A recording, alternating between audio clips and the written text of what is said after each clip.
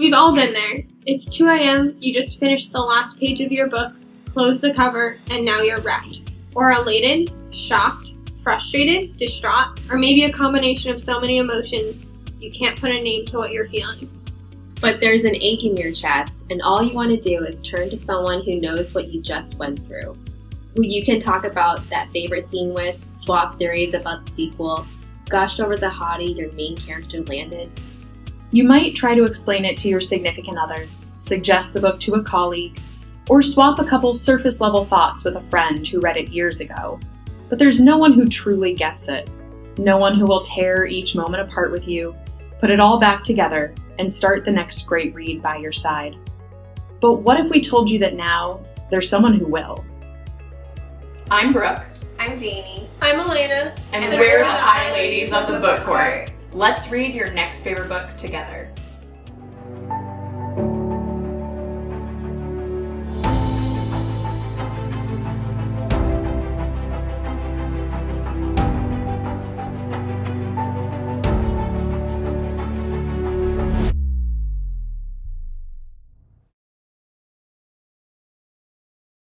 Hi, everybody.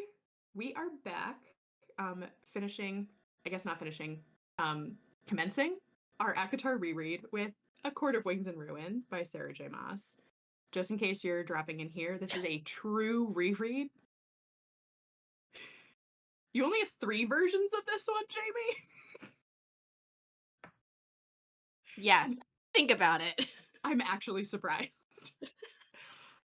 This is a true reread, so if you have not read the whole series through Silver Flames, we are going to immediately start ruining things for you. We're talking about the whole first part, which we did through chapter 16, so chapters 1 to 16. We're going to be talking about it in conjunction with the rest of the series. So go back, finish reading books, go watch other episodes about other books that we don't spoil stuff on. There's a lot in there, but this will be a true reread, and then at the end, we will warn everybody before we start talking about other Sarah J. Maas books and how we think they may or may not talk to what we just read in A Court of Wings and Ruin. So if you haven't read those, you will know that's the time to turn it off. But yeah, the first 16 chapters of A Court of Wings and Ruin. I have to say, I'm always surprised again by how much I love the beginning of this book. Like, if I had to pick a favorite part of this book, it might be this part. And I know Feyre gets some flack. Like, there are some people that are like, oh, she really used the people in the spring court, and maybe she should have been a little more, making sure she didn't ruin regular people's lives. And I'm like, nah. In the moment, my girl did everything right. It's a piece of art. It is her most beautiful piece of art. And I think that Feyre is an accomplished artist, so that's a lot coming from me. But what do you guys think? Elena, are we going to argue about if Feyre is an accomplished artist or not? First, again. Yes, I love that theory. No, I was just thinking maybe Tamlin could have done something to help the people of the Spring Court. I feel like Feyre wasn't acting alone. She just was playing the cards she was dealt. Yeah, she was handing out the cards, and he could do anything he could have, done with them, but he chose poorly. So yeah, and Ianthe didn't have to steal keys and frame innocent. They definitely did things to help Feyre undermine the entire spring court. If they had not been dumb and awful, Feyre's plan wouldn't have worked. So that is also why I'm yes. Is the whole spring court in ruins when she leaves? Absolutely. Were innocent people probably hurt in that process, and what happens after? I'm sure. But honestly, it had to happen. Definitely had to. But I ate it up, that first section. So good. I was a little nervous, starting this. I don't know why. Maybe because I already know the outcome, the heartbreak, and everything. But it was so good. She's such a badass. And I like that it didn't go completely perfectly. There was that misstep with the poison that she didn't see coming. Round up Faebane that Dagden and Branna are responsible for. But, like, I just love revenge Feyre and, like, just being in her mind, like, it was just maddening and so good. But there were some parts and things that she said and did that, like, it gave me chills. And I'm like, "This is why I love her." Is there a part in particular that is just like is your favorite part of her tearing down the spring court? Oh, that's a good question. I didn't think of it. I mean, there was one where, like, the confrontation with the Anthe. That was good. Yeah. What I about don't know you? about my personal favorite part, and it's hard because I just love the whole thing. It's just like it's a masterclass. But I love her making it so that the sun shines on her during the like religious ceremony that Ianthe's doing. Like that for me is just like the cherry on the top of the cake is like Ianthe being like, oh no, my theatrical way that I was going to have everyone think that I'm the chosen one now has somehow chosen Feyre. How do I backpedal? And she just goes into a tailspin, and I love it. I love it. The fact that Feyre knew to do it because it was the exact same thing she had done for the previous solstice. Feyre was like, oh, she put that rock out so that the sun would light her up. Like, Well, so man, it's people have. I don't think it's the previous solstice. I think it's that they like had done like a practice, like a trial run because I think that she wasn't there for the previous solstice because like part of it is The like Feyre. winter one. Maybe. I just Maybe remember not. Feyre talking about how like this was going to be so awful and drawn out and how it was even worse than like last year because last year was like the first scene where she and Tamlin kiss for the first time when they go and like, you know, dance in the meadow and Ianthe's like, we're gonna have a dawn religious service because that's fun for everybody. It's like, okay, great, Ianthe, sounds awesome. And I think they'd done like a rehearsal basically, like a dress rehearsal as it were. So Feyre knew that she had like planted the rock for the sun to come up at the very specific angle so it would shine on her. And Mhm. It says she'd made the same gesture on winter solstice, standing in the precise spot where the sun would rise between her upraised. So, like, I interpreted it as like, was she there for the winter solstice? I don't remember, but I interpreted it as Anthe was just doing the same thing over and over again for all the oh, maybe it solstices. was in A Court of Mist and Fury. Maybe it was like when they did the winter solstice thing before Feyre left. It might have been that. Yeah. Yeah, Anyway, getting back at Ianthe is my favorite all the time. I feel like my favorite is when she sets up the elaborate plot to convince Tam that she's cheating on him with Lucien.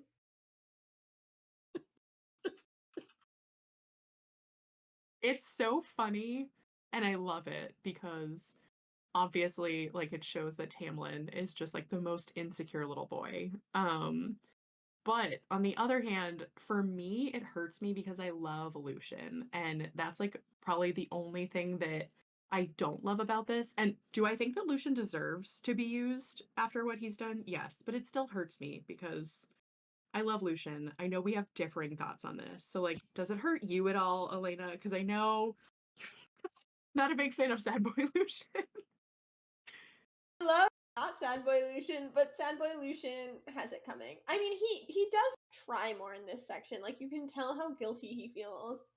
But yeah, I don't feel bad at all. I think it's hilarious. It gives me the ha-has. You too, Jamie. You also don't feel I bad for him at all. also yeah, I also don't feel bad because he, in Mist and Fury, he saw the signs. He just didn't do anything about it. He still sided with Tamlin. And that was disappointing. So he kind of I'm glad he went through this, that Favor put him through this. And I hope it was eye-opening for him. Do we still think that Lucien truly had no idea when we get the scene with Feyre like filling him in once they're in the night court, like on the balcony when Rhys and Cassian are like giving them some space and she basically like tells him the whole story from start to finish of like who Rhys is, like how they fell in love, and like Lucien to me seems genuinely shocked in that moment. Like his world has been rocked. So to me it seems like if he did have an inkling that maybe there was a possibility that it was real, it was very small and easily ignored. And I still feel like he genuinely thought that like the night court was full of awful people. And like he says that, like, I grew up hating these, like for centuries I've hated these people, and now I have to realize that they're actually the good guys. And like the line that kills me every time is like, I didn't know I was an enemy in your narrative. And I'm just like, oh, Lucien. I'm so Got me sorry. too. No, that got me too. Yeah. Like, he definitely doesn't realize, but he does realize that maybe someone needs to put a stop to Tamlin's tantrums, and he lets that go on. Like, that's the part he might not fully realize how wrong he is, but he has acknowledgement of that things aren't 100% okay in the spring court. Or like everything with Highburn, where they're like letting Tam was like, oh, sure, I'll take this side in the war just to get my fiance back, who, like, even if they thought she was in a bad place, to put all of your people at risk of this very bad guy, TM, just to get a girl back is very selfish. Yeah, so you're saying that like Tamlin almost does something worse than what Feyre does in like taking down the spring court, that, you know, he also puts them in harm's way. Yeah, he puts them in harm's way and Lucien goes along with it. Yeah. And I think there are multiple times, I'm pretty sure Lucien, and then I know that a couple of Tamlin's men like say that they're sorry for not having done something before when they realized that she was not okay with Tamlin. So I don't know, is that enough? Like, do either of you feel like at this point we can forgive Lucien for everything he's done in the past, or has he still not atoned enough? I think he's getting there. Mm. Yeah. Like he can Yeah, I agree. Like, he's trying his best. I think his motivations for his efforts are what give me a hang up. He Mm. doesn't even know Elaine, and literally he wouldn't be dishing Tamlin if it weren't for Elaine. Like, he could fully know that Feyre's in the right and he would not have left with her. Mm. That's fair. Like, if his motivations are purely to get to Elaine and to keep Feyre in his good graces, I totally agree with you. Do we think that that's the case? Like, do we? And I totally admit that I could be biased because I love Lucien, but like some of my favorite moments in this section are because of him, and I feel like he and Feyre are really like solidifying their friendship that they had at the beginning of ACOTAR, where, you know, he does apologize, like, I'm sorry I didn't do anything. And, you know, he's really there for her in a lot of the moments at the beginning of this book. And I do feel like, yeah, he definitely wants to see Elaine. I think in the moment where he and Feyre are escaping, part of it is like, Tamlin could kill me if I stay here. Like, he just, you know, things could be taken the way that they could be taken, and he could kill me. So I totally understand that Lucien could be doing this for self-serving reasons, but do we think it's entirely self-serving? Like, do we think he's entirely using Feyre at this point? when he says I need to see her, or see her at least once, Yeah. it gave me the ick. Mm. Like, it was giving Clay from Love Is Blind vibes. I need to see what you look like before I can see if I want to marry you. Behind the wall, yes.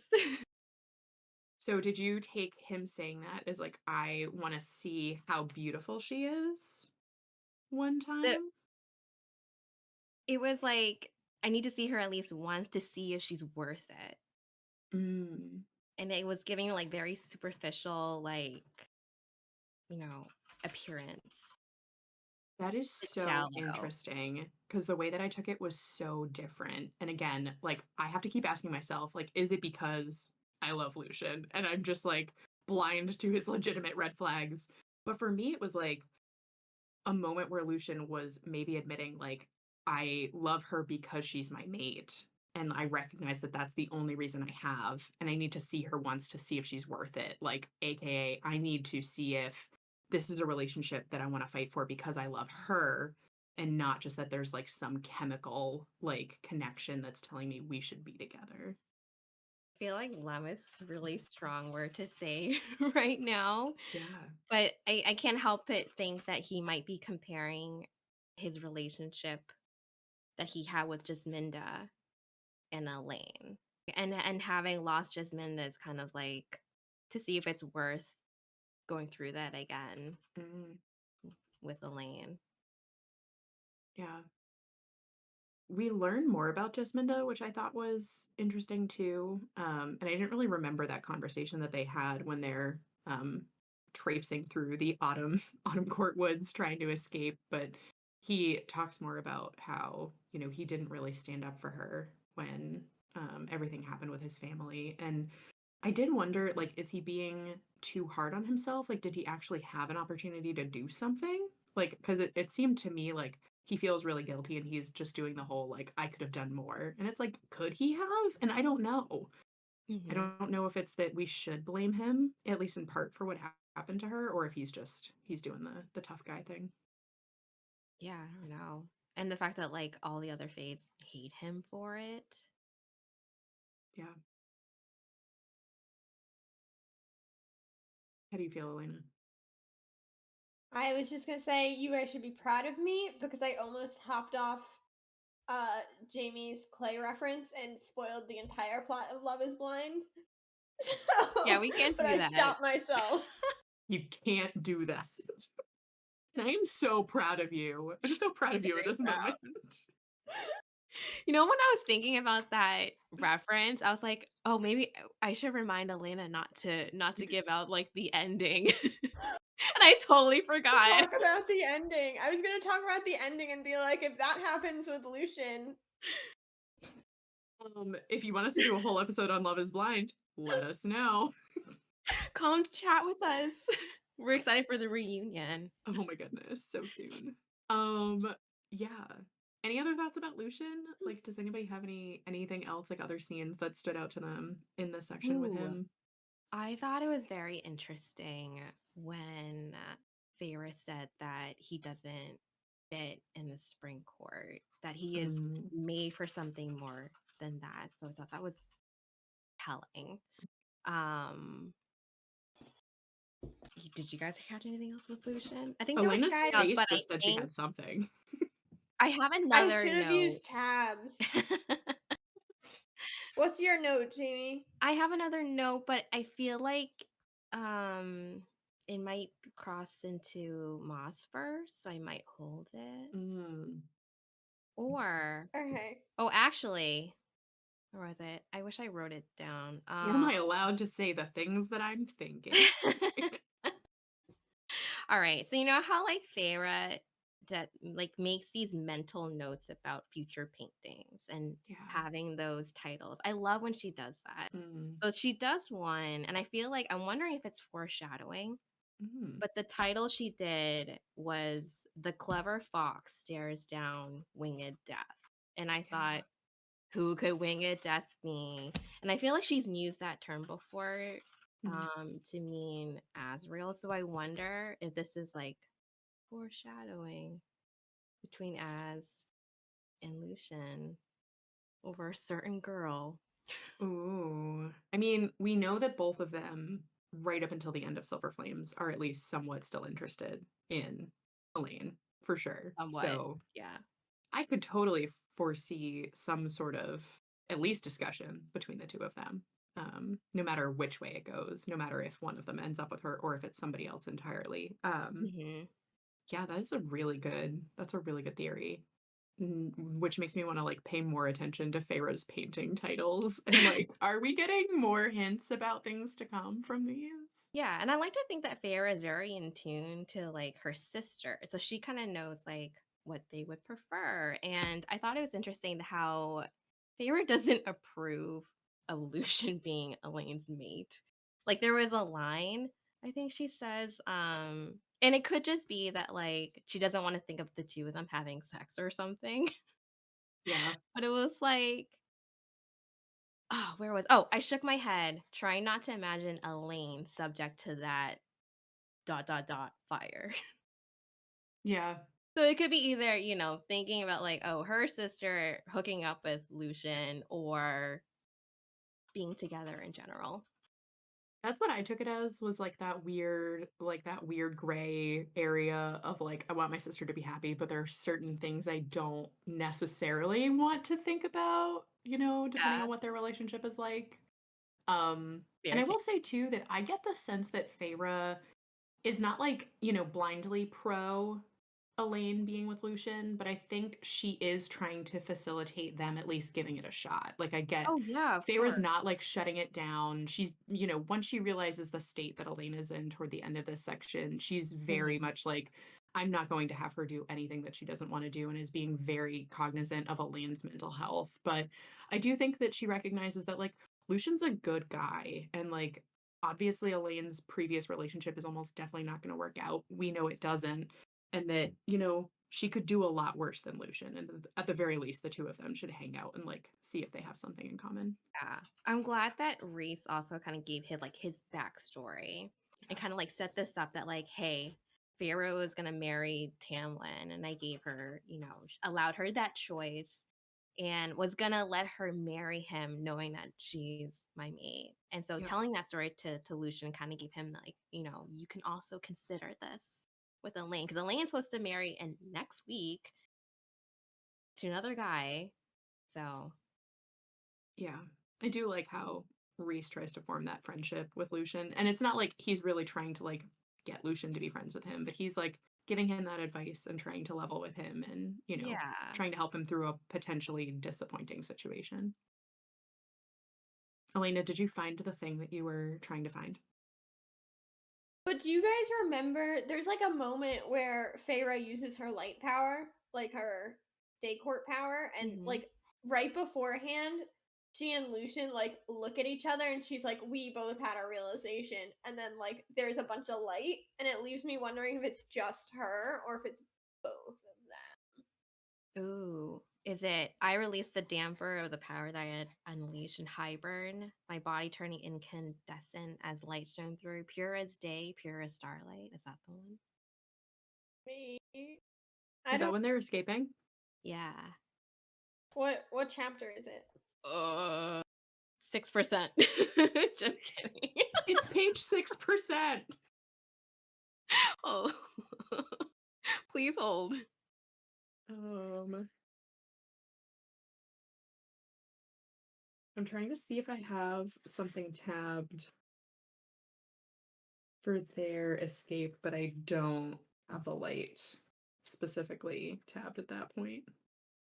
There were a They lot of look at each times that I tabbed her other. light. It's chapter 4, page What? 42.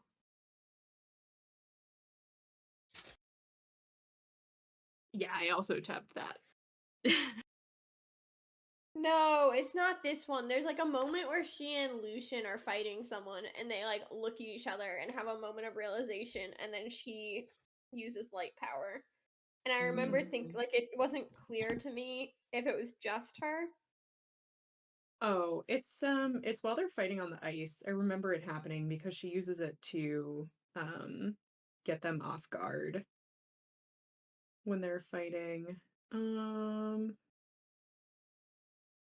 Like they have this moment where they look at each other and then she uses her light power, and it wasn't clear to me in reading it if it was just her or if it was both of them. Hmm. I Now I'm could be curious. misremembering though.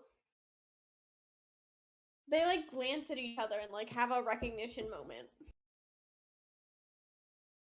Oh, are you talking about when she uses her light earlier, like before they leave the spring court? Maybe? I don't remember. I should have tabbed it.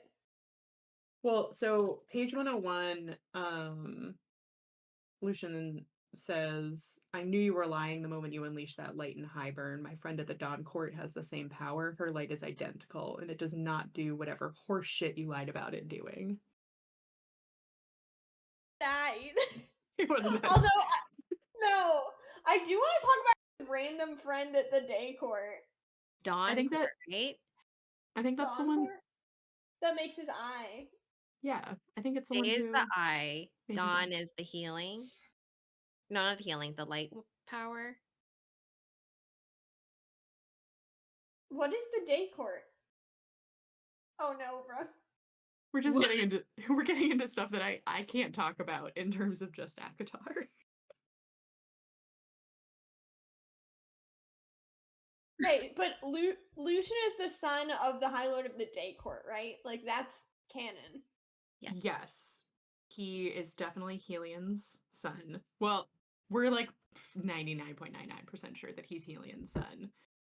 So, son of the Day Court and the Autumn Court. Mm-hmm. His mom is the Lady of the Autumn Court. So, Day theoretically is spell cleaving. Helion spell cleaver. So, the power that Lucien inherited from his dad should be spell cleaving, which I think we talked about he does do at the end of Mist and Fury when he breaks through the Febane magic to go to Elaine. And it's kind of written so that you think it might be Feyre, but I think it's Lucien. Friend at the Dawn Court is some random unknown lady who's really good at building stuff who doesn't have a name, but we don't have to worry about it. No, I definitely do wonder about that, but I think it's the same person that made his eye. I'm Yeah. pretty sure. Yeah. I agree. She came up a lot in this section. I was like, weird for her to come up so much when we never see her ever again. Or Totally get her agree. name. Yeah. Person was from Daycorp, but maybe I'm misremembering. I also thought Day Court for a little bit, but then that section definitely said Dawn Court. So I know we meet her. Can we look it up? We meet her later in this book in Interesting. like right Do? before the High Lords meeting because she's at the Dawn Court. She like works for Thassin. Yeah, so we're gonna see her again. I don't remember what her name is, but she has a name. Yeah, she's from Dawn Court. Why are we saying it like that? The way Jamie said that made me suspicious. Me. Are these thoughts that you have to talk about later in the episode, or It's not anything big. nothing big? No. Her name is revealed. All right, we'll wait. We'll wait until we get there because we don't Yeah. remember. Because it's been a year since we read I these books. definitely didn't remember. Yeah. But no, I agree with you, Elena, that I do think that her name, or her not name, but like her presence is dropped quite a bit. And I do wonder if we will see more of her later on in some way, shape, or form. Since she's good at creating things, maybe magical objects of some kind that we could use for purposes unknown. But yeah. Builder. Right. So, Lucien. We good with Lucien? We're still feeling like he might have to do some more apologizing. Definitely has to do more to earn Elaine.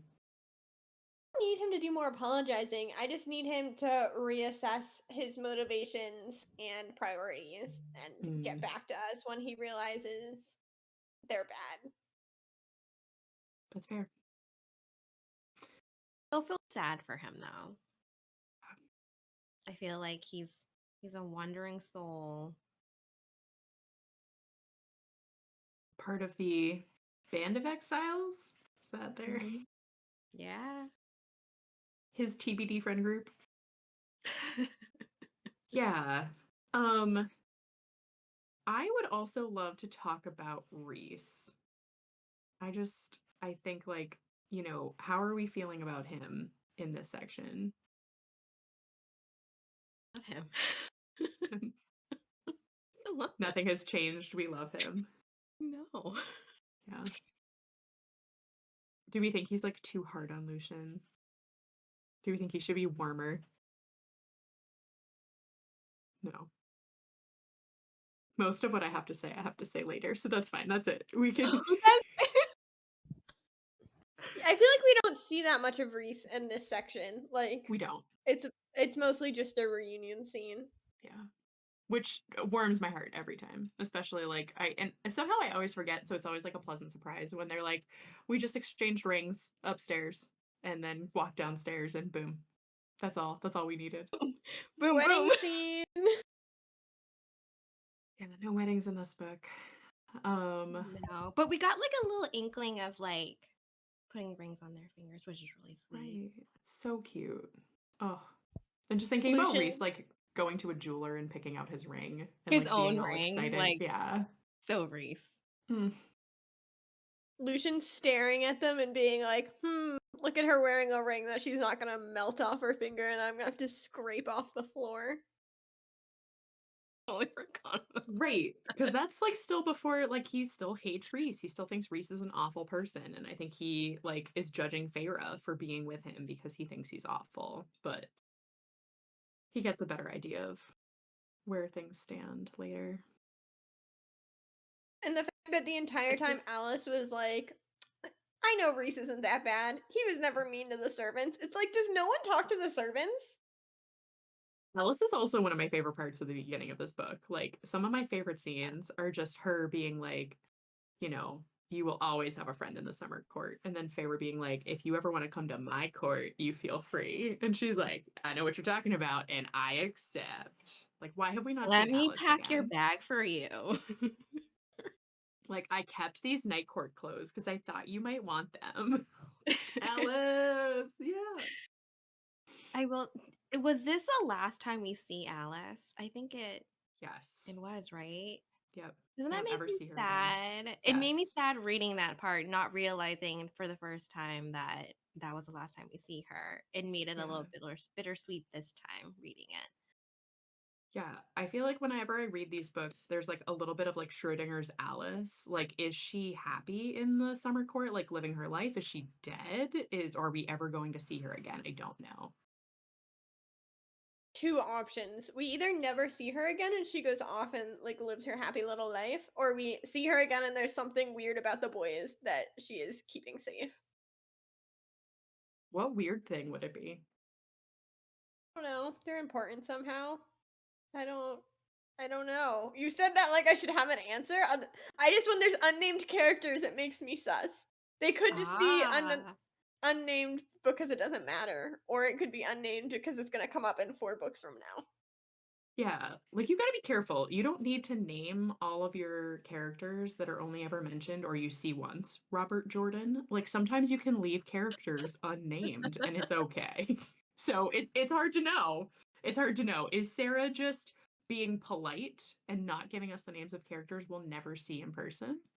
Or is she not giving us the names because the names would mean something to us and we would want to know? Balthazar, we'll see him again, right? Come on. I hope so. Elena's already forgotten Balthazar. I know. That's a Silver Flames discussion, Jamie. Let's Sorry. not overwhelm Elena. Is another Illyrian warrior. No, I do know who that is now. Yeah. Yes, we will see Balthazar again. I'm very, very sure. But yeah, I would honestly be disappointed if we don't see Alice again. Like, if the series concludes and we don't see Alice again, I will be bummed. Sarah, I will be bummed. Give us Alice. Yeah. I think this time around I was more appreciative of visiting the courts, even though it was very, very brief. Like, oh yeah, like I forgot about like a forest house in Autumn Court, the sleighs and the bears in Winter Court. Can we come back and revisit that? I would love to take a trip to the Winter Court. I want to see those foxes and the bears, and it just sounds awesome. It sounds cold, but awesome. Yeah. Pretty cool. So cold. I don't know. I know we already talked about Lucien. Just like him giving her cloak, guys. Him giving her his cloak. Like, I genuinely think that he loves Feyre as a friend and a sister and is just like a Oh good no, guy. he definitely does. Yeah. Not disagreeing. I'm just saying that love of her as a friend and a sister is apparently not enough to force him to help her. It's this random bond with this girl he doesn't know that pushes him over the edge, and that's what I get stuck on. But do we think That's very fair. that he realizes that he was awful to Feyre and he's like done being awful to Feyre and he's going to be good to her now? Yes. It was frustrating that it took him that long, that he has to see Yes. it and thought instead of taking her word for it or taking her letter for it. Yeah. Yeah. I don't love to give Lucien and Tamlin the benefit of the doubt, but there's a world in which their dumb boy brains did not see through the Like, why does it facade. have to take her to be like physically injured for him to step in? Right, Finally. right. Oh my god, I just love how she planned it all. Oh my god. Freaking genius. Let's talk about the whole thing again, because it was so good. She's like, and this time I didn't shield myself. Okay, all right. No, we can't, but like even though we want to, come talk with us Bravo. in the Discord because we could discuss it forever and ever. I love the fight on the ice. I don't know how you guys feel, but like every time it gets my heart pumping, even when I'm like, I know Cassian and Azrael are coming, and I'm still like, "Ah, Who else got chills? yeah." Not a shadow. Moment of them coming down is perfection. It really is. It's amazing. Like, even down to Cassian making comments about how uncomfortable Az and Lucian look when they're flying away. I was dying. Lucian's such an awkward little turtle, but like I love seeing him start to become part of the inner circle and like how he works with everybody and just their interactions. I love it because it like once again makes me see like Azrael and Cassian and Reese from the outside and be like, "Oh, that's right. Like they're terrifying. They're absolutely Amryn terrifying." too. He was like, "Oh, Amryn? Oh yeah, she's just like a story to tell kids that she's because she's scary." Yeah, and he's like, "But she's just really like a grumpy old aunt." Yeah, I love that. Still immediately bows to her, just in case. Yeah. So Everyone good. else is just like laughing, like, what's this guy doing? Yeah. And it just like it reminds me that, as much as Lucian is realizing, and I think like, he's trusting that these people are good people.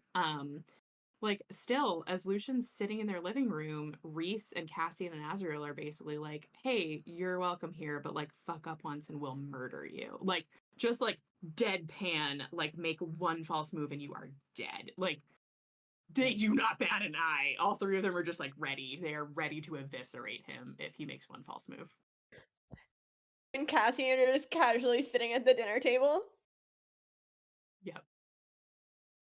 Like they're terrifying. Terrifying. And I love it.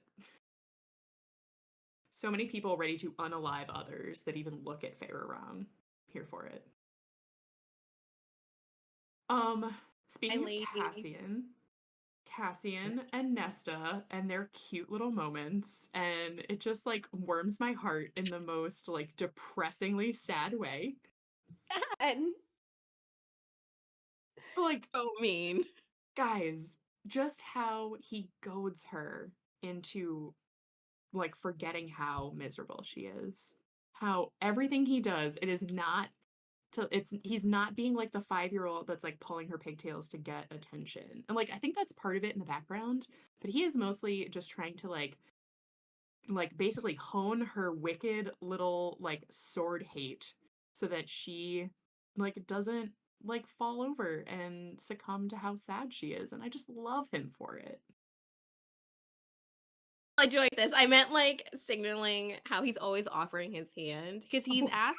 I didn't realize he asked her in this to train with her yep. since Aqua War. I thought that was really sweet. Yeah, and Feyre noticing like that look in his eye, and she just like, oh, he's got it bad. Like, oh, Cassian.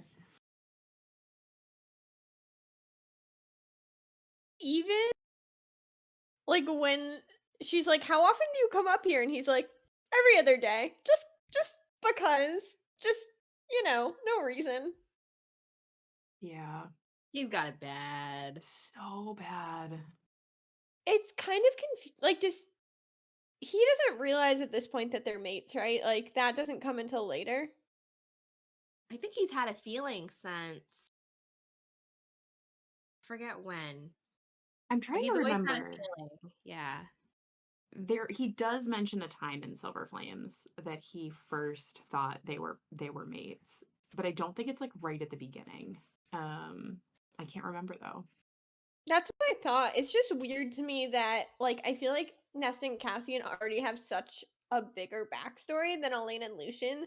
And the fact Mhm. it takes them so long to figure out, and Lucian's immediately like, that girl, I love that girl. New favorite girl. But But Lucien when does he realize that they're mates. Like, he knows that Hmm. they're it's mates. interesting too that like it happened right after the cauldron. So Hmm. another note to talk about this later. But the fact that I think Cassian knew before then too, or during the Hybern thing, but he kept it to himself. Whereas Lucian just like mate bombed. Yeah, I can't remember. I can't remember for sure when Cassian says that he first suspected they were mates. And I don't know why I don't think that it was like right after the cauldron. But You think it's before the cauldron, right? no, I think it's after. Oh, after. I think there's a moment in Silver Flames when he feels like they're mates. And then he I does think the Reese thing and doesn't say it. yeah, because I think it was when she was a human. Because I remember him saying that like I would have fell down to my knees and beg you. That was when she was human. Yeah. I don't know. I'm so excited to read it again. Part of like my heart doing flip-flops was like, remember how they love each other now and how long we have to wait until she admits she loves him? Forever. Forever. Enemies to lovers, but Nesta's just enemies with everyone. Yes. So But their banter is so good. It's so good. it's also funny in this book seeing how early the Reese Nesta drama goes back, where like even in this section, Reese is like, I'm so done with your sister. Like she can leave whenever she wants. I think a big part of why Reese hates Nesta is how bad Nesta is to Feyre. And like we see that in that moment where Mhm. Feyre and Nesta are like pretty okay before the whole cauldron thing happens. Because the last time we see Nesta before she gets shoved into the cauldron is her saying, like, yeah, go save your love, Tamlin. Like, I fully support you and like I'm glad that you're okay. Like they seem really good at the end of Akatar. And then all of a sudden, we're at the end of Wings and Ruin. And again, Nesta has been through some shit. So, like, I'm not saying she's not allowed to be traumatized by it, but she never gets over it until the end of Silver Flames. So, like, I knowing that, it's just like, why are you being so mean to Feyre? Like, just because she's Fae, which I know is like like it's not her fault. It's not her fault this happened. Why are you taking it out on your sister? And Reese just like protecting Feyre from Nesta in that moment is it's like I get it. Like no one else really protected her whole life. Mm, Give Nesta a little bit of leeway because I genuinely think how upset she is isn't about what happened to her. It's about mm. everything going on with Elaine. So like, I don't know. It just I give her a little bit more grace. Yeah, and I think if there were like a scene or two where she was like taking it out on Feyre and then she was like, "Hey, I recognize that like this was not your fault or anyone in this room's fault and was like very much the fault of one dumb asshole and then like the King of Hybern because even like Tamlin's a dumb ass, but like he didn't know that was going to happen. So I still can't even blame that on Tamlin. Like his choices brought it about, so it's partially his fault. But it's like Nesta never apologizes to Feyre like until the end of Silver Flames. It's just like keep it in perspective, like who you should be angry at for the things that have gone wrong in your life. Yeah, she's not great at that. No. But she's getting so much better where we are with her currently, and I'm so proud of her. But yeah, right now she makes me upset. No doubt. Oh. But yeah, I think it's interesting that you brought up like how much more invested Cassian is like in Nesta and like in Nesta personally, like who she is rather than even if he suspects that they may be mates, like he very much is still focusing on her and who she is. And I don't know if that is like to fault Lucian because I think that the mating bond like snaps in differently for people and I think he was just like totally taken off guard by it, but It's don't just know. so sus that it happened so quickly for him, Mm, for Lucien. Whereas everyone else has been like, it takes a while. hmm Or like there's a moment where it's like accepted on both sides, and then that's when it's like real and legitimate. Mm-hmm. Um, yeah. Maybe Lucian just isn't as strong. He was bowled right over. Couldn't help himself. He never thought it would happen to him. He was so shook. Our poor little redhead. Yeah. Um, who else? Like, do we see anything with As in Elaine, as in anyone else in this section? I didn't catch anything As in anyone specific. else? No, just that painting line where the clever fox stares down the winged death. Mm-hmm. Um, I As is will just like cool, cold, and collected, really. I will say, and I don't know if it's because I'm looking for it, but like, did he seem even more distant to the two of you? Even like in one of the last couple of chapters we were reading, like when he's in Amren's loft, just like staring out the window, being like super broody. And I was just wondering, like, does it have something to do with Elaine? Like, is it just the war with Hybern, or is he like upset about what she's going through and he's just not saying anything? Very, very quiet. He made Yeah, like glances to Moore at one point. That was the only thing I really caught. But yeah. that's just so that Moore wouldn't say something. I forgot what the context was. Elena, do you know? Did you caught it? I know what you're talking about. I can't remember what she wasn't supposed to say. It was oh, I think it was not to say anything to Cass about Nesta. Like Cassian was in a mood. Mm. He was feeling very guilty. I liked that too. Mhm. Them kind of like razzing him to get him to stop feeling guilty about what happened to Nesta and not being able to protect her. Yeah. Anything else that anybody loved or hated in this section? Anything else that like foretells what's to come? I did like the Elaine descriptions. So I feel Mm. like all this build up with Elaine, I'm just like, I want to know what's in her head. Like I Mm. want her book. Yes. And I feel like I have more proof that she doesn't belong in the spring court or that she won't end Mm. up in the spring court Do because you she So interesting. well, interesting? because Feyre says that she likes to get her hands dirty. You know, there's been multiple references of her working in the gardens, like doing the work herself, even before she was Fae. And I think there was like a line like she didn't want Elaine to ever be in the spring court. I forget what it was. Know where there's a lot of work to do? The decimated spring court. Say that again. I said, you know where there's a lot of work to do? The ruins of the spring court. True, but I could also see her somewhere else. And like, She's would Tamlin allow her to do it? Like, would he allow her to be like fully independent and in charge of what she wants to do with would her he life? even be around for that? No, I'm kidding. Yeah. I'm probably not gonna find it because I get a little overzealous with my tabs. And even though I know that the dark pink color is Lucian, I'm not finding it and I don't want to hold you guys up. So you're gonna have to take my word for this. But there's the scene where Lucian is asking Feyre to just tell him about Elaine. And I noticed specifically that Feyre tells him about how she loves gardening and how she will Mhm. just go out and do the work herself, even though it makes the servants uncomfortable. And she specifically says that she will put on her hat and gloves and go do The her own gardening. gloves. And again, is it because I love Lucian and I just want to like prove that he's a good guy and has the best of intentions? Probably. But I Best of know that intentions.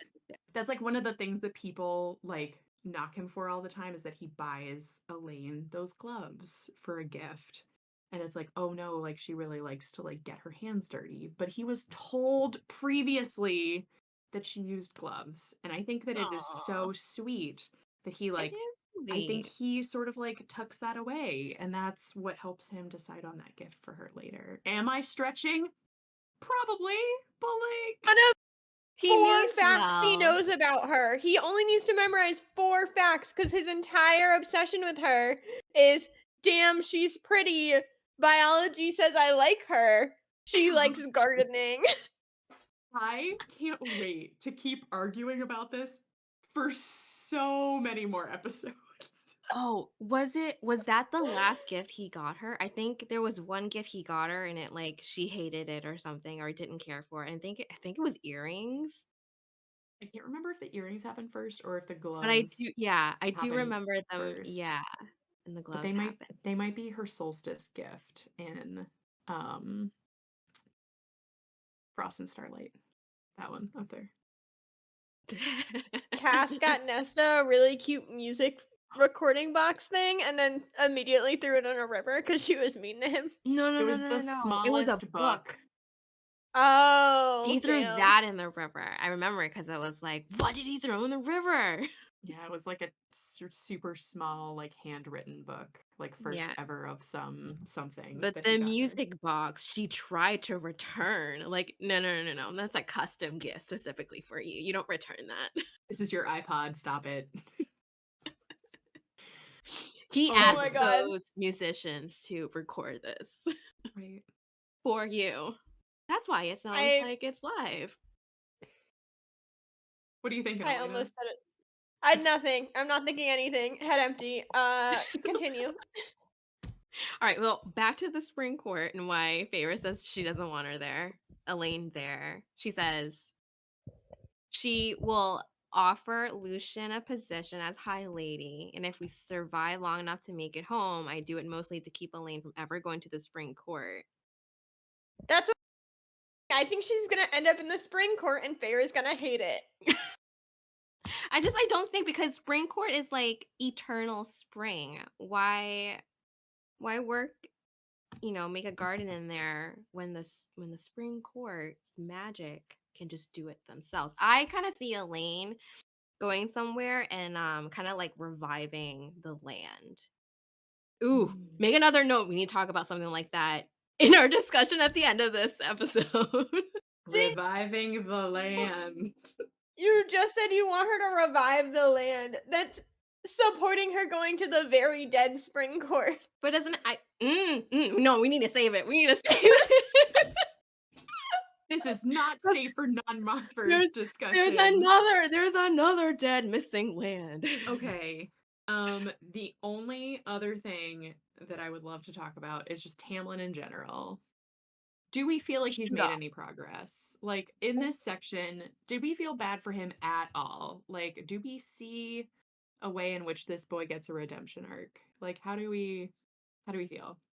He's been missing. Still think he does get a redemption arc at some point, but his personality flaws are still there, and like even with him trying to manage them, my guy's not managing them.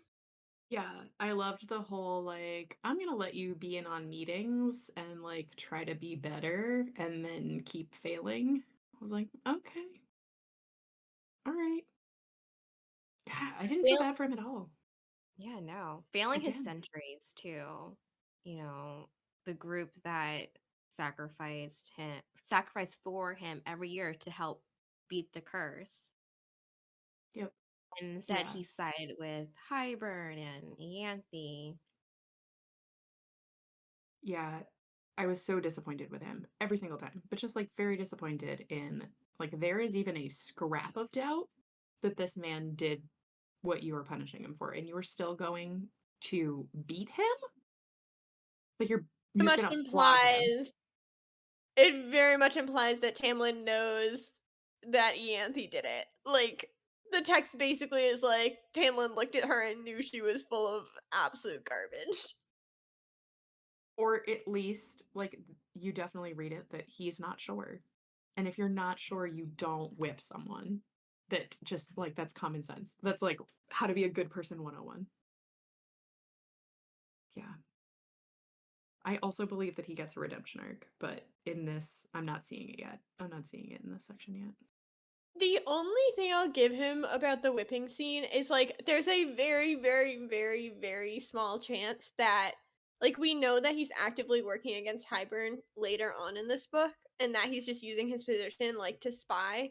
So there's a very small chance from his perspective he needs to, like, keep up face in front of them in order to, like, keep that spy position. And, like, he could have a POV of that. Like, say we get a redemption arc and get a Tamlin POV, like, that could be how this is spun to be less bad. What I don't think you can spin is his absolute tantrum in which Feyre is very much injured. Yeah. Because I will defend her until my final breath. No matter how much you goad someone, they should not hit you. Done. End of sentence. Yeah. I mean, I know I know there's people that say like he should have a redemption arc, but I'm one of those people that will say, don't need one. Not asking. I'm okay if he doesn't get one. Say he needs a redemption arc. I say I think he's gonna get a redemption arc, and I Didn't he picture it in a very specific way. Didn't he get one at the end of this? You know, helping save someone, a certain someone, reviving Who I does think he it's help save? Elaine Reese. and Reese. He helps save them both. He helps save Feyre and Az and Elaine and Reese. And I'm in the middle. I'm in the middle where, like, if the ACOTAR series ended and there was no Tamlin redemption arc, I wouldn't be upset. I just think that we're going to get one because of what happens at the end of this book. I think, like, the end Yeah. of this book is the beginning of his, like, starting to try to be a better person. People are gonna get really tired of this argument in 4 episodes when we have this exact same conversation after all of this actually happens. We promise not to rehash the same stuff every single time. We'll build on it, I promise. That being said, though, we won't talk about it anymore until we get to those parts. I just wanted to see if we, like, how we were feeling at this moment, and I think we're still like, Tamlin's the absolute worst. Don't feel bad for him at all. Yeah, Burn it to the he's an ground. abusive shithead with anger issues. Yeah. Oh, I lied. The only other thing that I want to say is Feyre's such a badass, and, like, I think that I loved how she saw herself from beginning of ACOTAR to beginning of this book. And I genuinely think that she has done so much growing. Like, is just basically a different person. And I'm just so happy for her. I know she's come a long way. She can read and write now. Yeah.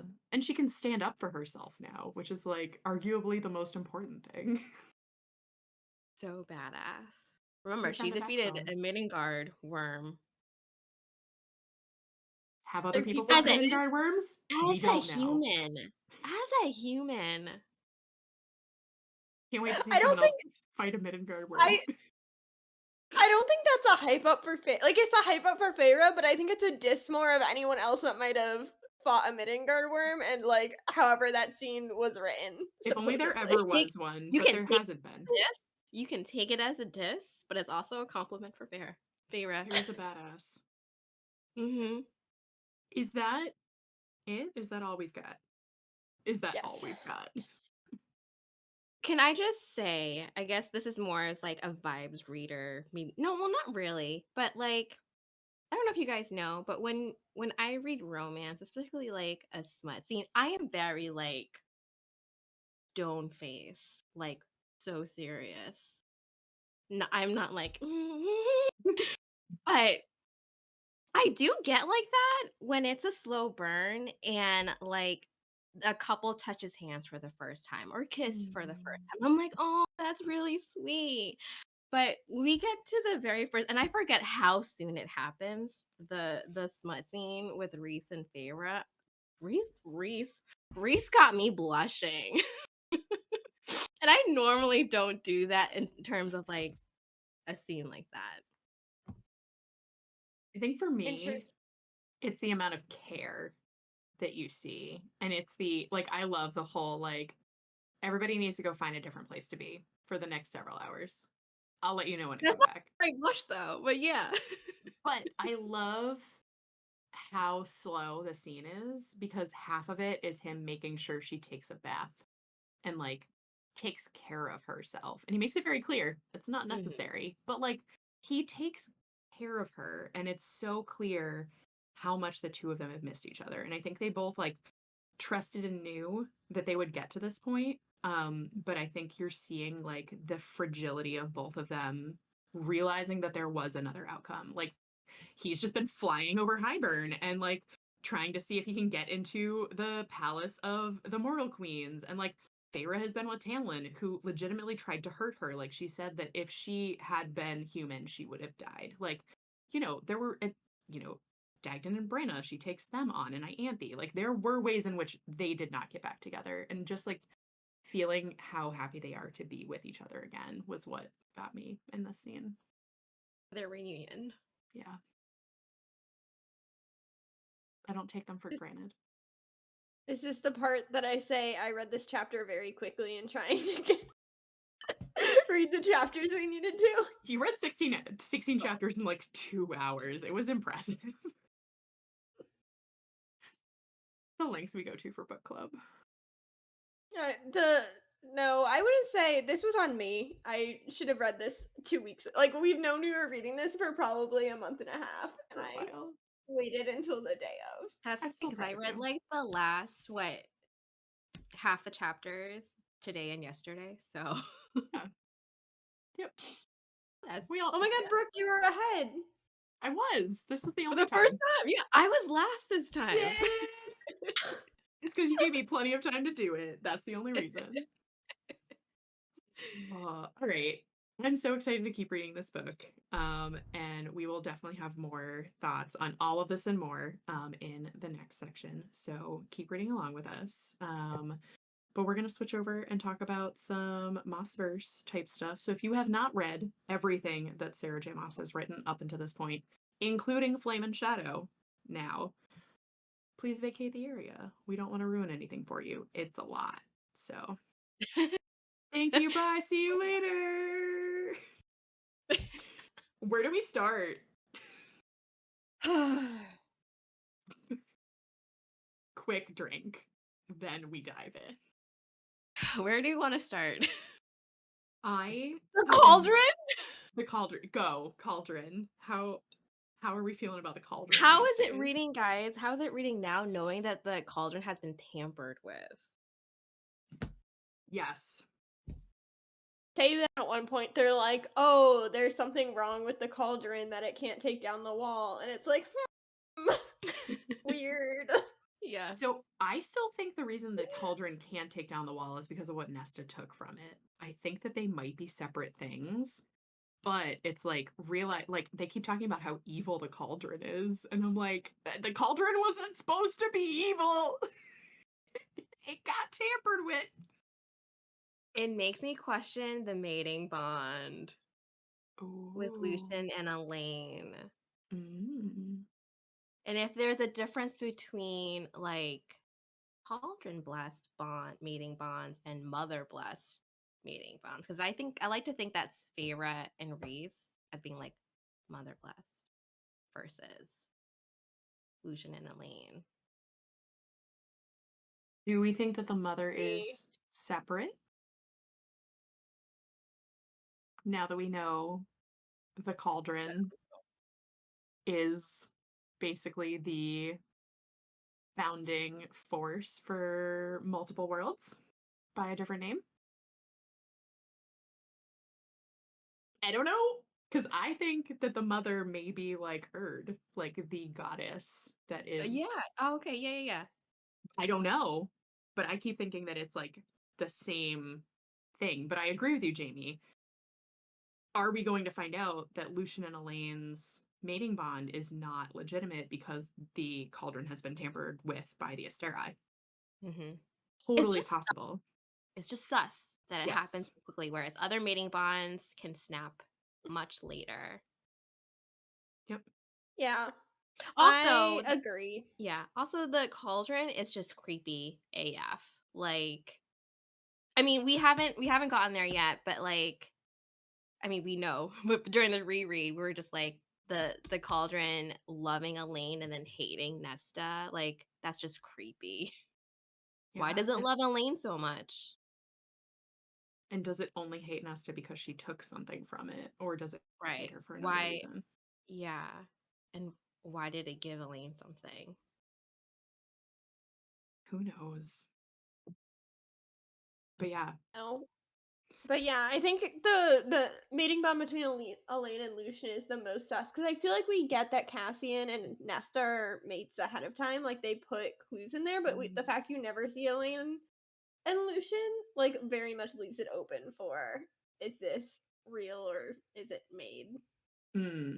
Yeah. And like Right. if Lucien had met Elaine before the cauldron, would he have realized that they were mates? Is it a thing where you can't be mates with someone if they're a human? Like, is it like a chemical connection that only happens between Fae? Or like, can you have multiple mates? Like, if we were gonna reference Throne of Glass, Maeve had something to, she tampered with Rowan and Aelin's mating bond. But then I think the argument is that Rowan's like previous mate wasn't really his mate, like that was fabricated. So I don't know. I don't know. Maybe the cauldron is pulling a Maeve. Cauldron. Something to be said, because we know that Elaine, like we find out later, like has something to do with prophecies, like kind of knows ahead of time. So like there might be more to why she distances herself from Lucien. I don't know. Possible. For sure. We don't know. This is why I want her book. I want to know. This is why I just want Elaine and Lucien to sit down and like actually have a discussion. Like, do you guys just have zero chemistry? If so, that's fine. Like, move on. But like, is it just that you've actually never had a discussion? Like, is it that you've actually never talked? I don't know. Remember, but I'm looking forward to finding out again. Yes. Jamie, you had mentioned Elaine bringing life back to the earth. Would you like to say more about that? It reminds me of, an spoiler, if you're, so for some reason, if someone is still here and hasn't read House of They're Flame happening and Shadow. rampantly. But like, what's his name? One of the frat brothers with the earth Kristen. powers. Yeah, it's Flynn. Like sensing that there was something like icky and wrong with, oh my god, my memory is so bad. What's that? Sound it out. 3 that words island. sounds like Avalon. Or Avalon. Avalon? However you pronounce it. And like the missing islands, like there's missing land. And then, oh my god, why can't I remember anything about that book? Is in this island that is dead and needs to be and revived. it comes Is that back. what we're getting to? Yes. and then there's something similar in Akatar where there's missing land, possibly a missing court. And what if Elaine has a piece in reviving that missing court? Because she might be with someone who's descended from the Dusk Court that has wings and a cool dagger and a new sword. Maybe? I don't know. Speaking of islands, if that was it, was that it with the yeah. Speaking of islands, Go on.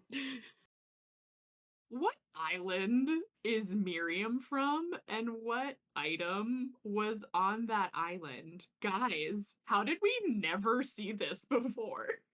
Random item that we're not gonna name that brings people back to life that made her. I thought we had all the made items. I thought we had collected all of the Pokemon and we're done. There's another one! Interesting. You went with Pokemon and not like a Horcrux or something? They're Pokemon now. Gotta Like- catch them all. Guys, is it bad writing? It's not bad writing, right? Like, it's that because I don't immediately So was like, no, the Dusk Court Island was the island we learned about in Flame and Shadow. And that is the prison island, which is definitely not Miriam's island. We know that they're at another island. What? Any ideas? is it on the map by any chance? Check No, the it's map. definitely not. Well, and then the other thing is, so there's a random made item that we have no idea about, and then we also get the names of all these random other Fae courts that are on the continent that we've never heard of and that have no meaning. Mm. They mentioned the Blackland again. I don't know if you guys caught that too, that Hybern had trade with the Blackland, which is the place that they talked about in Mist and Fury, on the continent that is like really, really bad and is like now taken over by humans. Guys, I don't know. I don't have answers. No. I'm screaming into the void and seeing what comes back. What is happening? It's not the horn, right? It's not the horn. It's not the No. dagger. It's It's not not the the cauldron. mask. It's not the mask. It's not the harp. It's not the sword. I don't think. I'm so confused. It's Sarah, something else. what is this island? And there's nothing in other books that like brings people back to life, right? Like I'm not just forgetting about an item in Throne of Glass that brings someone back. The I cannot harp? think of one. The harp can. It does at the end of Silver Flames. But they don't have the harp at this point. Right. But like did the harp used to right. Like the harp is No. currently in the bowels of the the Prison where it's been for thousands of years. Right. And like we know Miriam and Draken's island is somewhere totally different because as does the flyby and it's like, oh, it's ruins, they've moved on. And it's like, oh no, it's not. It's just it's their front door alarm magic. Like I just what? What is happening? Do we where are they actually? Do you guys remember? I don't think they ever say the name of the island. It's just like their island off this way. Cuz could it be like the same type of magic that Reese did with Valaris where, no, they've been there the whole time. It's just been glamored. Oh yeah. I think they say that they have like the magic over their island that makes it look like Okay. it's So been they didn't abandoned. technically leave, right? They're still on that island. They're still there, and that's Okay. why I think I always thought that they were talking about the prison, but it's not. It's like there's this other island that Miriam and Draken are on that they're saying had a made item that saved her life. Elena, I love your wheels are turning and I want to know what's happening. What's happening in your brain? It's a different place than the Feyland with all of the Fey with wings, right? Or is the island Same place? Same place because Draken is Seraphim. okay? So is that Valahan or is Valahan something else? Or is the island off Valahan? I think the island, at least the way that I took it, is somewhere in between Prithian and the continent. And Valahan is on the continent, so it cannot be an island. It's definitely not where Miriam and Draken are. No, yeah. There's like this tiny little island right there. It could be. I don't know. But it's not the prison. And I thought No, the it's prison not was the the only prison. place where we had made items in Prithian. There's also an And the- island between Night Court and Day Court, with 2 mountains on it. That we were thinking was the Dust Court for a little bit, but now we know the Dust Court is the prison. Prison. Slash Well, and maybe we other also- islands that need to pop back up out of the ocean. We don't know really what happened in the mountains still, right? Like the dead middle space. Like we haven't thunked out how that. We know now it's like a sacred place, but we don't know for sure what happened. And, like, I think like that's all are- coming in the next book, is my thought. But guys, if anyone has an idea, please let us know right now. Let us know right now. We look like we're stressing so hard. Look. Screen grab. On to my next theory that's not a theory, just me thinking really hard. Mhm. Yeah. What is up with whatever his name is, whose name is so close to Oh, whatever yeah. their names are? You Oh, guys know goodness. what I'm Yes, saying. whatever his name is. Are we talking about Dagden and Branna? Yeah, Dagden, who sounds a lot like Daglin. Like the Daglin? Yeah, like Ah. Branna, who sounds an awful lot like another name that's been now used twice. Bran. Is it Maasverse? Bran? Can I Sounds a guess a whole bird? sounds a whole lot like Brannon to me. I don't know about you guys, but it sounds very similar. Do I have any idea why this would be the case? Not a clue. Did I notice that there was a similarity? Yes, I did. I did the same thing I always do where I read Dagden and I was like, oh my god, that's the name of that thing. Why is he named the name of that thing? And I was like, oh no, it's just very close to the name of that thing. Right. Yeah, Elena, I'm did you end up looking up what those names mean? Dagden and Branna. I tried. There wasn't anything on the wiki. Like it's just the general plot lines Ah, of everything that happens in this section. how is it spelled again? Dagden is Dagdan. And it sounds an awful lot like Daglin, which we now know were the like Asteri of Prithian. That all but at least one were killed 5,000 years ago. We get it like their entire description. We get like everything that they look like, the fact that they have dark hair and are pretty pale. But we never get an eye color. We never get like weirdly black eyes. Mhm. But they are Daemati, which is a very, very rare trait that the two of them have, and they're twins, granted. But like, Mhm. where did they come Twins. from that they have weird Daemati power? Evil What is twins? What? also why is it always twins? There's also the evil Daemoni twins in Crescent City. That's what I was referring to. Yeah. Evil. I guess all twins are evil. Except we now have good twins, so no. But Good twins who we have. oh, Lydia's boys. Yeah. Also another twin named Bran. Yes. Weird. Yeah, I don't know what to do with it. I needed to just say it out loud. Like I needed to get it on the record for when it makes sense. Is it a coincidence? Maybe Sarah don't- just likes it.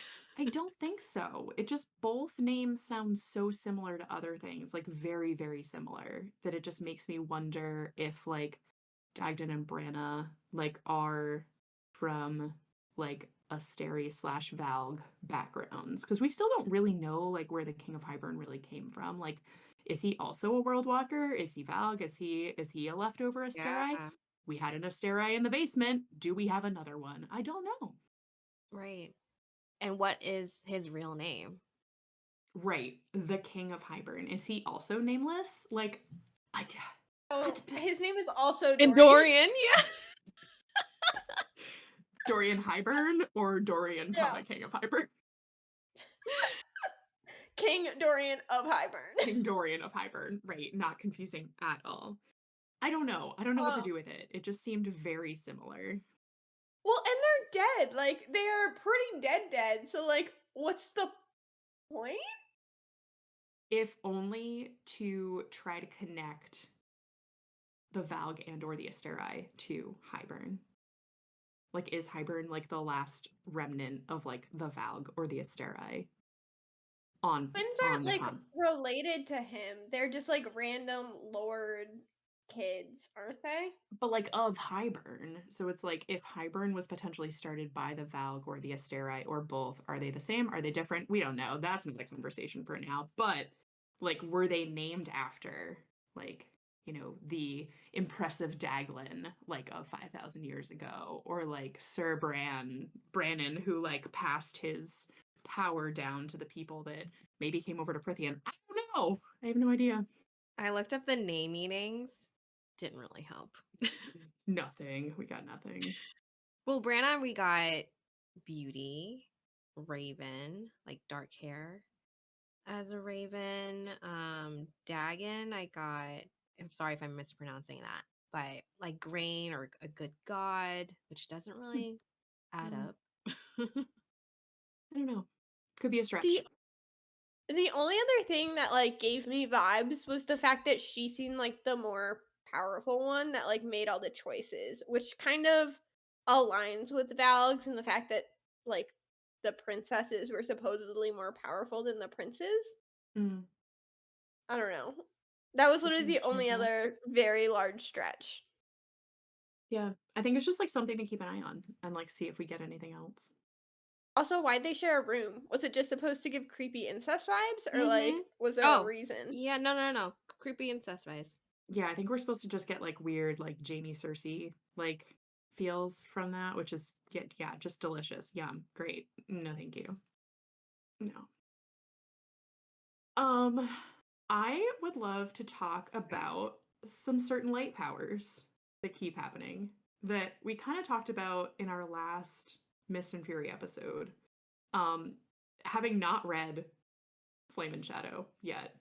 But like, are we thinking at this point that the light that we thought Feyre got from Day is actually starborn powers that she might have just gotten from Rhys having a line to starborn powerness? Mm-hmm. Mm.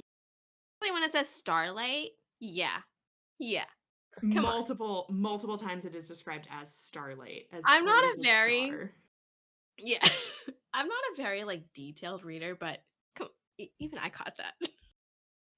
I think up until now I've always read it and just been like, yeah, of course, like Night Court, she loves Rhys, like High Lady of the Night Court, stars. And like the sun is a star technically, but like I think in this we're supposed to take it to be different. And also, like, is light power actually from the Day Court? And but then like Lucien kind of mentions like, oh, my friend from the Dawn Court has light power. And it's similar. But the Dawn Court is known for their healing abilities. Right. And I'm just wondering if it's all smoke and mirrors, but if Feyre's light is supposed to specifically be starborn power, like what Bryce has, because it seems a lot like what Bryce has. Even know what Starborn power does, like other than it's a light, like we still don't really understand. It just seems so similar because a lot of what we see is Feyre like use it to break magic. But it's like, is it actually the light that's breaking magic, or is she just lighting up? Because the other times that we see it are like when she's with Rhys and she's just like super, super happy and she glows, which Bryce does too, where she will just randomly glow with her starlight. It's like, is that it? Is it that, that like it's past a bajillion generations and now has like been given to Feyre and works because she's female, because there's something about her that she can take the starborn? I don't know. I don't think it can be the curse breaking thing, because like that's already a power of a court. Like I feel like it has to be something new, Right. but But I don't know what that is. I think we've assumed it was the same thing because she like uses the bursts of light in Highburn to like get rid of the magic, the like Fabane magic that's suppressing everybody else's magic. But it's like, are they actually the same thing? And I don't think that they are. Is that when she's breaking the wards? Yeah.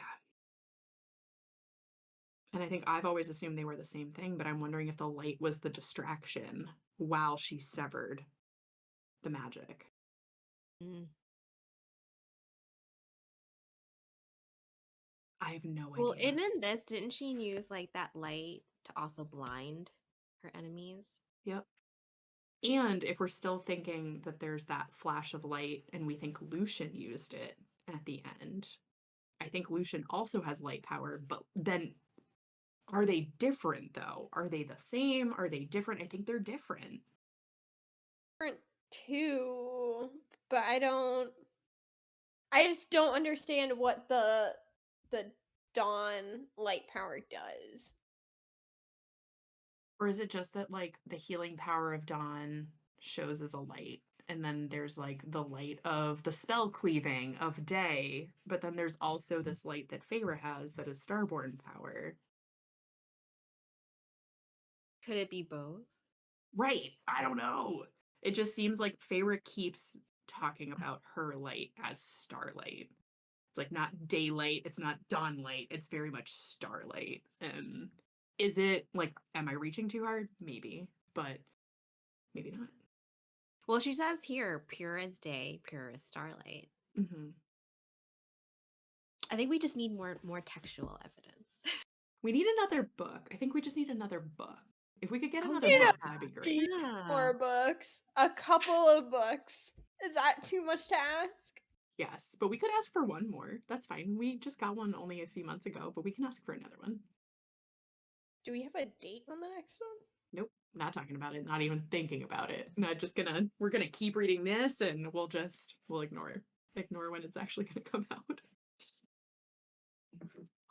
Was there any other things that people had? I gotta check my.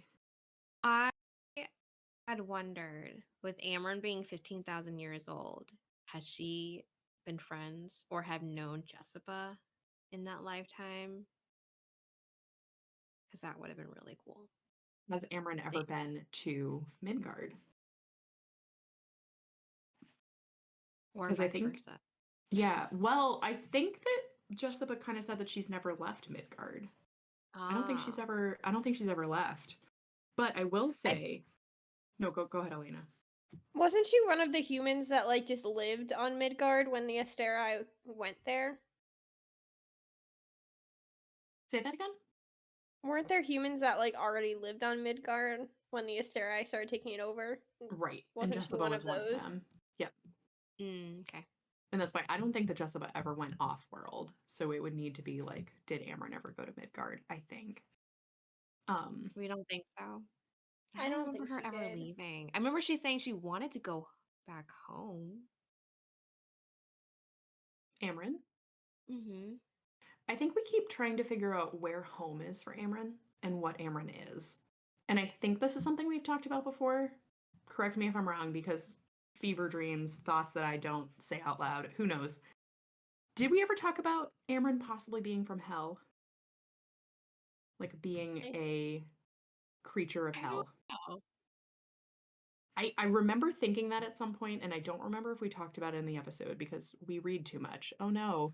But I did note that Lucien says on page 150, Amryn is a bedtime story they told us as younglings to make us behave. Amryn was who would drink my blood and carry me to hell if I acted out of line. I'm like, is that on purpose? Is it on purpose? The way Elena and I just like jaw dropped at the same time. It's just one of my Again, pet it projects. went Where is Amryn went through our from? head. What the hell like- part? Wow. Is she from hell? Is that part of her true past that has carried through in her mythology? Possible. And in that case, maybe Jessica has met Amryn when hell came into Midgard. Mm-hmm. Thing on the timelines. The timelines, guys! Yeah. I mean, Jessica was definitely around for that. We know that for sure, when like hell invaded Midgard. But yeah, I don't know. I keep an eye out for my girl. Yeah. Also, Moore's power, again, was just mentioned as pure truth. I was like, cool, give me more. I noticed that too. It made me wonder, Few like, is times. it like a tell for her? Like, maybe someone's glowing and that's how she knows that they're telling the truth or something? Like, what could it be? Seemed like more than that because they were like, oh, she looked at Lucien and I guess he passed her truth test. Yeah, right? Like, how? How does she know? It was like she scanned him. And I was like, is that just because Moore is really good at reading people, or because that's part of her power? I don't know. But it's like, wouldn't she have known that the in Mist and Fury when they were meeting with the mortal queens, like, wouldn't she have known that they were lying or up to something? Right. If truth was her power. Yeah, and I definitely haven't remembered seeing Moore like scan people before and be like, yep, all good. Like, Here, like, there's a very clear instance where she's like, boop boop. processing scan is truthful. I don't know. She's the lie detector. Yeah. I don't know. I have one other crossover-y thing that I would love to talk about. Does anybody else have anything else? The only other thing that I want to talk about is my Lord and Savior, Rhysand. Because I think Oh, that we all felt some sort of way after Flame and Shadow. And I will also say that if we were not specific enough, I'm going to reference some of the extra chapters at this moment. So if you have not read those and I wasn't clear enough that that's what we meant by being entirely caught up, this is the time where you should pause so you don't hear what I'm about to say. Because it But pertains to a bonus chapter, it does, right? yes, bonus And chapter. yeah, and not everyone has access to this bonus chapter, so make sure you read it. You can just Google it. Yeah, Bonus chapter. yeah, yeah. If you haven't read all the bonus chapters and don't know how to access them, let us know. Um, Which one is this? Is this this is the the Ember Randall and Ember one? one. So that would be Books a Million edition, I think. Yeah, go Yeah. buy a copy at Books a Million and then read the bonus chapter. Or if you need help, like We'll let you borrow contact our us. copy. Oh yeah, borrow. All right, I think that we've dragged this out long enough that people have definitely Go on. paused by Sorry, now. go on. No, I love. I just think that there were multiple moments, including during the book, not just in the bonus chapter, when Rhys did things that we thought were fairly questionable. And was like a little too stab first, ask questions later, or like maybe we could light torture Bryce and like not bat an eye. And I just think that he made a lot of judgment calls, especially when Nesta was telling them, quick, you need to close the portal. My High Lord is on his way and will murder all of you. And we were just like, ooh, not a great look for Rhys. And I was just like reading this first part and was like, our boy has always been this way. Like, absolutely every single second has he been, I will murder anyone with no questions asked if they pose a single threat to the people that I love. And also, Feyre is like that. Like, there were multiple times in the beginning where she was like, I will tear this court to the ground. If I could kill Tamlin, I would. Like, there were multiple times where she was just like, let their blood just leak through my fingers. And I was like, we love it in this. They're so Abs- bloodthirsty. she doesn't though. She's like she thinks about it, but then she's like, "Ooh, I could slit Yanthe's throat right now, but I'm not going to because I'm just gonna let her live in her own pain." Like I just feel like there's a lot of moments of contemplation, but like never an actual risk of her murdering someone Mhm. versus the bonus chapter Reese's the potential of him murdering someone is very high. It's not a good Mhm. look. No, But I he doesn't. remember. Oh, he But doesn't murder in the yeah. but he would. Hmm. What were you saying, No, Jamie? no, I remember in Mr. Furry, she does change where she like remember how like she was, very grief stricken and very regretful, very remorseful about killing the Fays and end of Akatar. I think in Mr. Fury, she kind of like, let that go and someone had hurt Reese, so she just like straight up murders, unalives a bunch of I can't remember who it was, but like she didn't second guess it. It's when the like Highburn lackeys take him from her and take him into the cave. She Oh kills all of yes. them. Yeah. No hesitation. Mm-hmm. No regret. I think it just and like okay, again, am I stretching because I am super biased toward Rhys being like the end all be all?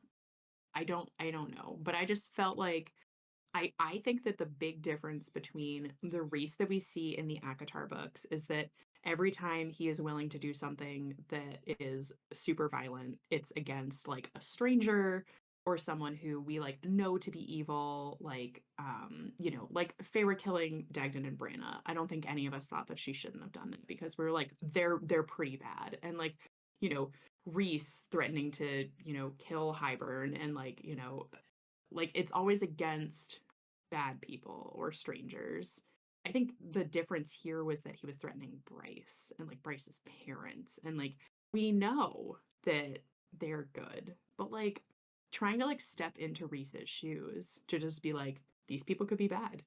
They Mm-hmm. could be coming to end the world as we know it, which has his wife and son in it, and he will end worlds for them. Hmm. No, I don't think it's a stretch. I think he is staying true to his character in this, but there was a but. In Silver Flames, when he didn't tell Feyre about it, about the pregnancy complications, that part was like not a good look for him, because in the very beginning of this,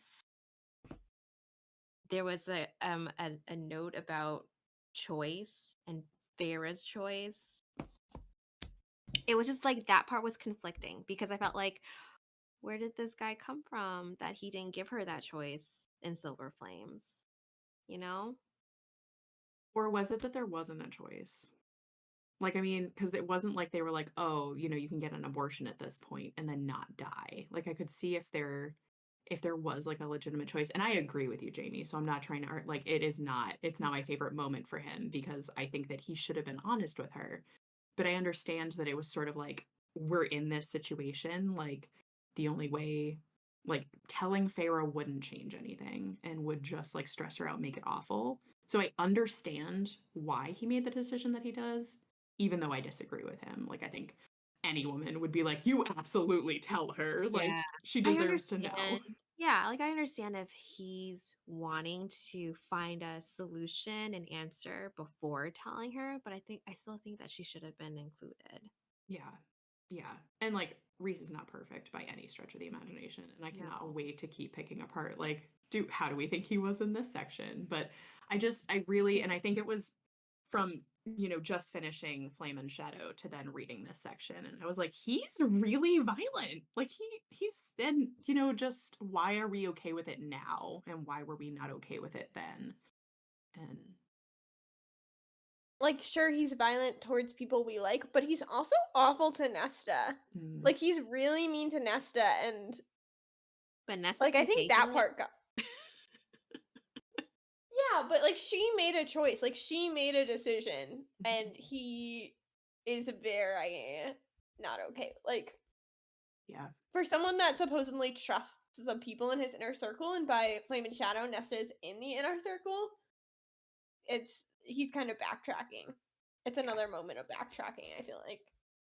I agree with that. That's all. That's all I had to say. I love him. We still love him, I think, right, Elena? Do you love him too? It's a safe space. You can say if you don't. I Do. guess. Oh, It's not my favorite couple, but no, I love them. He makes poor choices, and I will never argue that everything he does is perfect. But yeah, I just thought it was interesting, and just something that I want to keep an eye out for is like, when is Reese like borderline not all right in what he is okay with ending. prologue was so sad. Oh yeah, Checking every fallen Illyrian ward to see if it was his brother's. yeah. Oh, He's such a good leader and a good friend, and that's why I think I can forgive him when he makes poor decisions, because it's like, okay, you've got a track record that's really good. Like, I'll give you this one, but like, learn from your mistakes, buddy.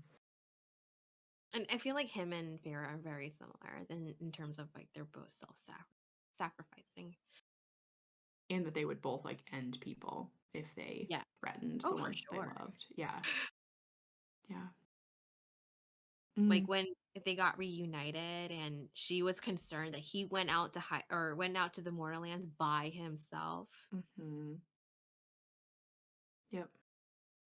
Like Reese, High Lord of the Night Court, who can turn hundreds of people into mist with a thought. Missed. She's Yeah. worried about him. Yeah. Anything else? Were there any other thoughts anybody had? Just that I can't believe we didn't talk about Jurian. I also realized that we didn't talk about Jurian. We're just gonna I save mean, him for the next yeah. or We're like keeping an eye out, you know. keeping an eye out. Oh god, I didn't even realize I did that. Bringing back the eye puns. You know what? I'll make a note that we start with Jurian at the next episode, so we can just like Sounds get a quick Jurian update. Ready, Jurian? Yeah. I had like one is made. sus note about Jurian, but everything else has been like, he still seems kind of bad here. Yeah. Yeah. Also, the fact that he is the only one other than Alice to realize what she's doing in the full scope of Feyre's plan. Yeah. Lucian's like 3/4 of the way there, but Jurian and Alice are like, girl, I know what you up to. Durian and Alice are like, boop, boop, boop, boop, boop. They've got their string, they have figured it out. Yeah, we'll start the next episode with Jurian and we'll recap him because I don't think we see him again in the next section that we're reading. So, or maybe we do. I don't know. That's why we're I don't rereading these remember. books. Yeah. What is Yeah. the next section? Do we know? TBD. Yeah. We'll figure it out. Okay. We pulled an audible on this one, so we'll let you know. Definitely, if we haven't already, by the time this episode comes out or soon after, we will have a full episode breakdown for you so you guys can read along with us and know when the episodes are coming out, and follow along with us. But yeah, another 10-ish chapters, probably 15, 16, somewhere around there. But so feel free to get started, and we'll be back in a week or so with episode 2. Thanks for joining us this time. Bye, guys.